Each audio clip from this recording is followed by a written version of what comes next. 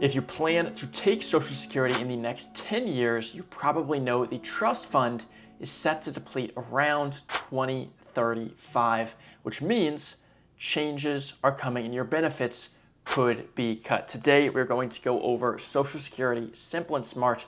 The author of this book worked for the Social Security Administration for 32 years. We're going to look at first, how Social Security actually works. Second, the list of proposed changes and the percent fix that would actually cause.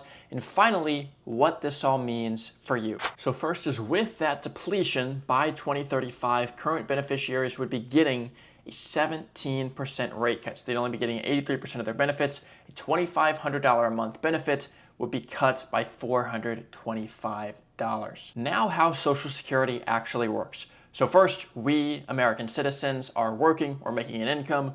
We are then going to pay taxes. We also have our Social Security tax. That is 15.3%, or at least it looks like that. Actually, that's split between Social Security and Medicare. Medicare is 1.45% for both you and the employer, totaling 2.9. So 15.3 minus the 2.9 gives us the 12.4. Half of that is paid by you, half of that is paid by the employer. So that Social Security tax is what is going to the Social Security Administration. However, this doesn't just go straight into an account. Actually, what's happening is before those funds even go into the Social Security Trust Fund, they are immediately converted into U.S. Treasuries. From there, those treasuries then go into the Social Security Trust Fund. Now, why is this important? The main thing about understanding how this works is a lot of people will like to philosophize that the U.S. government is taking money that should be going to Social Security beneficiaries and spending it elsewhere, taking it for themselves, or doing something corrupt with that money.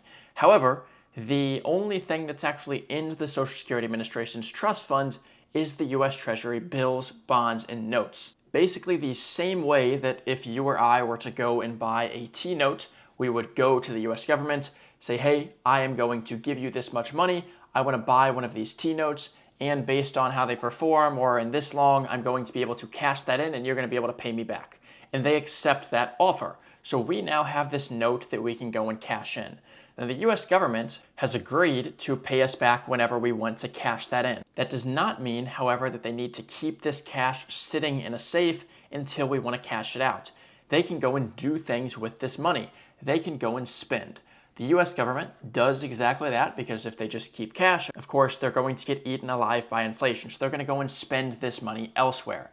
Now, it's not to say that this is prudent. It's not to say that they didn't overspend in certain areas. They certainly can be doing that. However, the US government just is spending money that they already have, and they have promises that they have to fulfill to the Social Security Administration, to you or I, if we were to have gone and take out a T-bill or a T-note. But they just have not been called upon yet to fulfill all of these notes. If they were all called immediately, yes, this would be troublesome for the US government at the current stance because they don't just have that cash sitting around. They did go and spend it. However, the Social Security Administration is only going to the US government to cash these in when they need money to pay out their beneficiaries. Now, eventually, that's where that projection comes from. If they continue to cash these in at the same rates, offering the same benefits, the trust fund would then be depleted and those rates would have to be cut. So just understand when people say that the US government is spending money they don't have, or they're taking money from Social Security and spending it somewhere else, the second, the latter there, technically isn't true. They're not taking any money from Social Security. The trust fund that holds all of those treasury notes there is there untouched. It's the money that they would have to pay those treasury bills back with that they've gone and spent. So is the government probably being irresponsible with this money? Absolutely. However, we can't say that they're technically spending or taking the money that should be there in the Social Security Administration because that's all funded through treasury notes. They're spending the money that they're obliged to pay back at some time. That's how that works. Finally, when the Social Security Administration goes to the US government and asks for that money, once they get it, they then pay that out to the beneficiaries. Now, a couple other notes here before we move on to how things might change. And that is this first one that I put here in earners that pay Social Security taxes fund benefits for beneficiaries.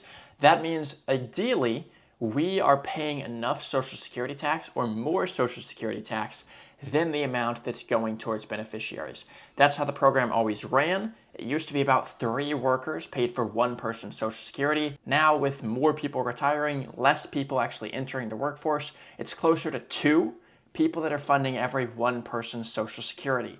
Because of that, they've started to operate at a deficit and have had to dig in to that trust fund as opposed to operating at a surplus in the first place and never even having to dig into that trust fund because the taxes they are receiving are able to pay out all of the benefits anyways. Because that's not the case, changes are coming. And in this video, we're not going to go into how specifically benefits are calculated, but it can get pretty complicated, especially where there's situations where someone is disabled, where there's someone taking care of a disabled worker, where that person maybe has children, where there's widows or widowers. For all of those, if you have any specific questions, I would recommend this book. It's a great one. It goes into all of the nuances. There's so many different things, and it's actually pretty frustrating reading the book and just noticing how, where are all of these benefits actually coming from?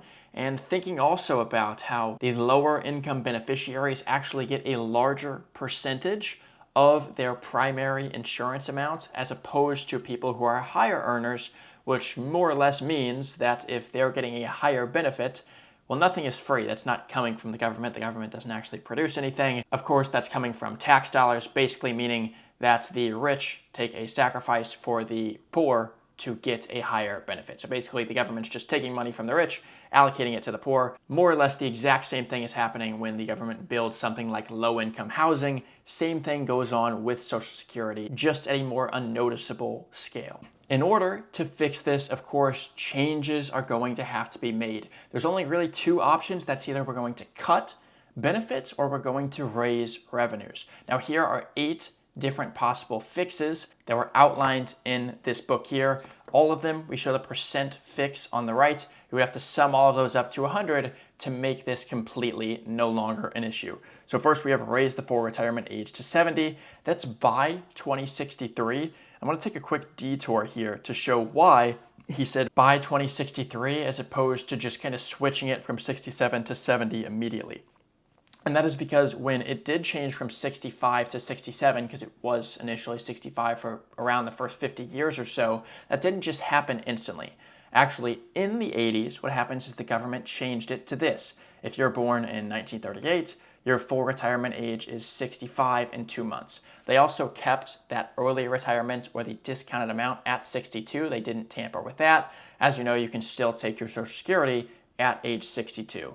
And then you can see here, they just continue to slowly, incrementally increase that. There's a little gap here for age 66, and then age 67 for people born in 1960 and on. So still, if you were born in 1958, your full retirement age is actually still 66 and 8 months. So if it does change to 70, it probably wouldn't be instantly. It would probably be, well, they're going to slowly, incrementally increase people's retirement age based on the year that they were born, and then that would fully be into effect by, for example, the choice that he gave, 2063. That would be a 68% fix. Another option is reducing the cost of livings adjustment by 0.3%. Basically, they have a inflationary rider of sorts that is going to increase each and every year so that your payments increase and you don't kind of get ran over by inflation. So they could reduce how that's actually calculated. If they did that by 0.3%, that'd be a 25% fix. They reduce benefits by 5% for all future retirees, that'd be 35%. Reduce benefits for people making over $100,000 to 50%. This would basically turn it into a welfare program, but it's a 50% fix. Raising revenues, here's these 4 options, basically raising the taxes, taxing all benefits. Trump has proposed making this tax-free. If Trump makes it tax-free, I also pointed out that this sum to 100% would actually have to be greater, because then the deficit or the trust fund would be set to deplete as early as 2033 as opposed to 2035. So another thing to keep in mind there, they could tax all earnings or they could require state/local workers to pay into Social Security. Finally, changes are obviously coming. What does this mean for you? Unfortunately, no one really knows, but you can start to prepare today. Here's just a few things that you can do to prepare for this. First is going to be saving additional funds to make up for possible future benefit cuts and tax increases. So if you're not already doing this, if you are doing this, maybe you're increasing it into IRAs, 401ks, wherever you're saving money, increasing that to hopefully offset these upcoming changes. Two other things you could consider: forms of guaranteed income to increase that, accounting again for future changes or potentially future benefit cuts on your Social Security. And if you're worried about the raising revenue side of things, of taxes going up, maybe you take a focus into more tax-free vehicles as opposed to tax-deferred or taxes earned, again, just to prepare for the future. And last thing here, I put in a little bonus: you could get in shape, because if you get in shape, you live longer and you get more money from Social Security. Hopefully this video was helpful. If you did find it, please do subscribe. I release videos twice a week trying to go into great detail on all things retirement, different strategies. Subscribe, and I will see you in a future video.